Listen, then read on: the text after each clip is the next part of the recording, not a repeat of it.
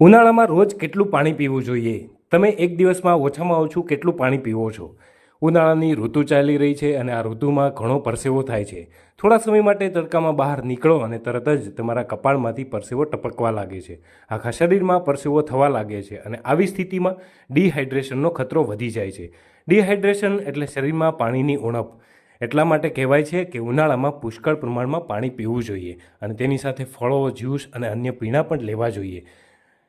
તમારા શરીરમાં પાણીની કમી થવા નથી દેતા. પણ શું તમે જાણો છો કે ઉનાળામાં એક દિવસમાં કેટલું પાણી પીવું જોઈએ? નિષ્ણાતોના મતે સામાન્ય રીતે વ્યક્તિએ દરરોજ ઓછામાં ઓછું 2 થી 3 લીટર પાણી પીવું જોઈએ. પરંતુ જ્યારે ગરમી વધુ હોય ત્યારે શરીરમાંથી પરસેવો નીકળે છે અને પાણીની અછત સર્જાય છે. આવી સ્થિતિમાં 3 થી 4 લીટર પાણી પીવું જોઈએ. એક શ્વાસમાં પાણી પીવાને બદલે તમારે તેને ચૂસકી લઈને પીવું જોઈએ, જેથી તમારી પાચન શક્તિ પણ સુધરે છે. આમ કરવાથી તમે હાઇડ્રેટ રહેશો અને કિડની સંબંધિત બીમારીઓ તેમજ પથરી જેવી સમસ્યાઓથી બચી શકશો. જો તમે લાંબા સમય સુધી ઓછું પાણી પીવો છો તો તે કિડનીમાં પથરી સહિત અન્ય રોગોનું જોખમ વધારે છે. આવી સ્થિતિમાં દરેક વ્યક્તિએ પૂરતા પ્રમાણમાં પાણી પીવું જોઈએ.